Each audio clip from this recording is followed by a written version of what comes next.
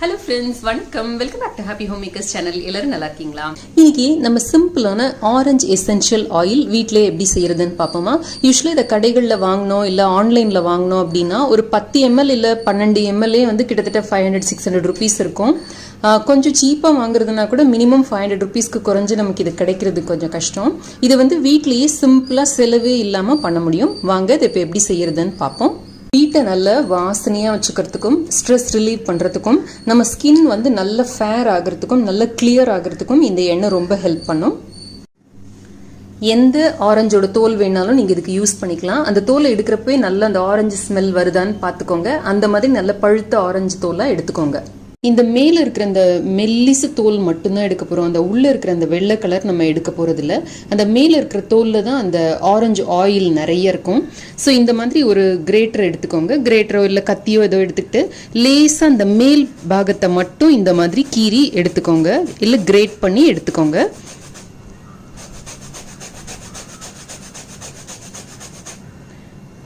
இந்த வெள்ளை வர்றப்ப ஸ்டாப் பண்ணிடுங்க. ஸோ இப்படி மாற்றி மாற்றி நம்ம இப்படி உருட்டி அந்த ஆரஞ்சு எப்படி திருவணும் அப்படின்னா நமக்கு இந்த மாதிரி ஆரஞ்சு ரெண்டு கிடைக்கும். இந்த மாதிரி நம்ம எடுத்ததை வந்து ஒரு பாட்டிலில் போட்டு வச்சுக்கலாம். கிளாஸ் பாட்டில் எடுத்துக்கோங்க, பிளாஸ்டிக் வேண்டாம். ஒரு டேபிள் ஸ்பூன் அளவுக்கு எடுத்திருக்கேன்னா பாதாம் எண்ணெய் இல்லாட்டி தேங்காய் எண்ணெய், உங்களுக்கு என்ன எண்ணெய் பிடிக்குமோ அதை விடலாம். நான் இன்னைக்கு வந்து இந்த சாஃப்ளவர் ஆயில் விட போகிறேன். இது வந்து ஸ்கின்னுக்கு ரொம்ப ரொம்ப நல்லது. நல்ல மாய்ஸ்சரைஸ்டாக வச்சுருக்கோம் ஸ்கின்னை. ரொம்ப சாஃப்ட் ஆகிடும் ஸ்கின்னு. நல்லா மூழ்கிற அளவுக்கு இந்த எண்ணெயை விட்டுக்கோங்க. நல்லா மூடி வச்சுடுங்க. காலையில் வெயிலில் எடுத்து இந்த மூடியை ஓப்பன் பண்ணிவிட்டு ஒரு சின்ன பேப்பரோ இல்லை ஒரு துணியோ போட்டு கவர் பண்ணிவிட்டு நல்ல சன்லைட்டில் படுற மாதிரி டெய்லி ஒரு 1 or 2 hours சன்லைட்டில் படுற மாதிரி வச்சு எடுத்தீங்க அப்படின்னா ஒரு 1 weekல உங்களுக்கு ஆரஞ்சு ஆயில் கிடைக்கும். ஒரு வாரத்துக்கு அப்புறம் பார்த்தீங்க அப்படின்னா இந்த எண்ணெயோட கலரே ஆரஞ்சாக மாறி இருக்க பாருங்கள். இதை ஸ்மெல் பண்ணி பார்த்தா நல்லா எனக்கு இந்த ஆரஞ்சோட ஸ்மெல் வருது. இப்போ இதை வடிகட்டி நம்ம ஒரு பாட்டிலில் வச்சுக்கலாம்.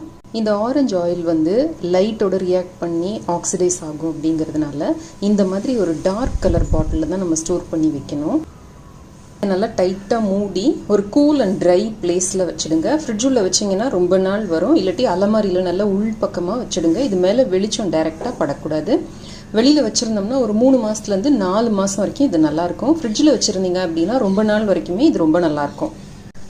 இந்த எண்ணெய் ரொம்ப ஸ்ட்ராங்காக இருக்கும் அப்படிங்கிறதுனால முதல்ல ரொம்ப கம்மியாக எடுத்து ஒரு ரொம்ப சென்சிட்டிவாக இல்லாத இடமா பார்த்து லைட்டாக தேய்ச்சி பாருங்கள். உங்களுக்கு எரிச்சலோ இல்லை குத்துற மாதிரி அந்த மாதிரி எதுவுமா இல்லை அப்படின்னா மாத்திரம் இதை வந்து யூஸ் பண்ண ஆரம்பிங்க.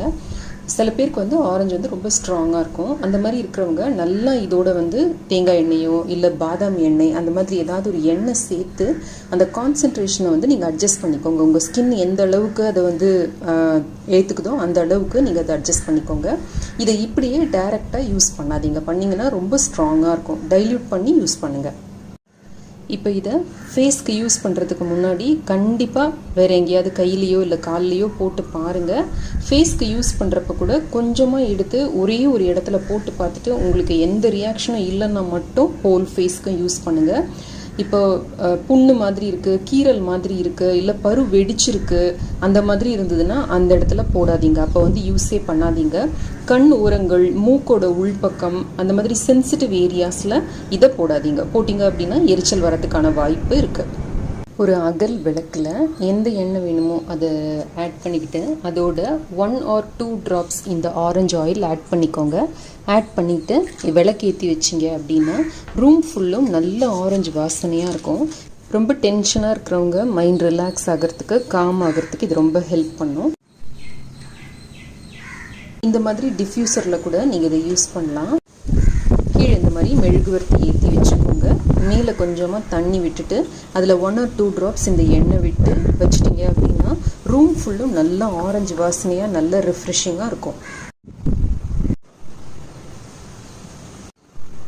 இந்த பாக்கி இருக்கிற இந்த ஆரஞ்சு ரெண்டு இருக்குது பார்த்தீங்களா, இதை கூட நீங்கள் இதோட சேர்க்கலாம்.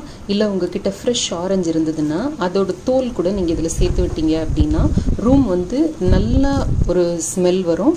செலவில்லாத ஈஸியான வழி இது. இப்போ நம்ம இதை ஸ்கின்னுக்கு எப்படி போடுறது அப்படின்னு பார்ப்போமா. இதுக்கு தேவை கொஞ்சம் ஆலோவேரா ஜெல். இது வந்து நீங்கள் கடையில் வாங்கினதுவாகவும் எடுத்துக்கலாம், இல்லை உங்களுக்கு செடி இருந்ததுன்னா அதுலேருந்தும் எடுத்துக்கலாம். அது ஒரு டீஸ்பூன் அளவுக்கு எடுத்துக்கோங்க. அதில் ஒரு ட்ராப் அளவுக்கு இந்த ஆரஞ்சு எசென்ஷியல் ஆயில் விட்டுக்கோங்க. அப்புறம் ஒரு ட்ராப் அளவுக்கு பாதாம் எண்ணெய் விட்டுக்கோங்க. அப்படி ஒருவேளை உங்ககிட்ட பாதாம் எண்ணெய் இல்லை அப்படின்னா நீங்கள் பாதாம் பேஸ்ட் ஆட் பண்ணிக்கலாம், இல்லை தேங்காய் எண்ணெய் இல்லாட்டி ஆலிவ் ஆயில் அந்த மாதிரி ஏதாவது வேணால் கூட ஆட் பண்ணிக்கலாம். மூணுத்தையும் நல்லா மிக்ஸ் பண்ணி ஃபேஸில் போட்டு கொஞ்சம் நேரமாக ஒரு 10 நிமிஷமாவது ஊற விட்டுட்டு ஃபேஸ் வாஷ் பண்ணிவிடுங்க. டெய்லி இதை செய்துக்கிட்டே இருந்தீங்க அப்படின்னா நல்ல ஸ்கின் வந்து கிளியர் ஆகும். இதை நைட் செய்கிறது நல்லது. இந்த ஆரஞ்சு ஆயில் போட்டதுக்கு அப்புறமா வெயிலில் போகாமல் இருக்கிறது நல்லது. ஏன்னா இது வந்து ஃபோட்டோ சென்சிட்டிவ். ஸோ உங்கள் ஸ்கின்னை வந்து அஃபெக்ட் பண்ண சான்ஸ் இருக்குது. அதனால இதை போட்டு முடிச்சுட்டு வெயிலில் போகாத மாதிரி பார்த்துக்கோங்க. இந்த வீடியோ உங்களுக்கு பிடிச்சிருக்கும், பயனுள்ளதாகவும் இருக்கும்னு நினைக்கிறேன். அவசியம் இதை ட்ரை செய்து பாருங்க. ட்ரை செய்து பார்த்து எனக்கு உங்களோட கமெண்ட்ஸையும் ஃபீட்பேக்கையும் கீழே இருக்கிற கமெண்ட் செக்ஷனில் எழுதி அனுப்புங்க. இந்த வீடியோ பிடிச்சிருந்ததுன்னா லைக் பண்ணுங்க, நம்ம சேனலுக்கு சப்ஸ்கிரைப் பண்ணி ஹாப்பி ஹோம் மேக்கர் குடும்பத்தில் ஒரு அங்கத்தினராக சேர்ந்துருங்க.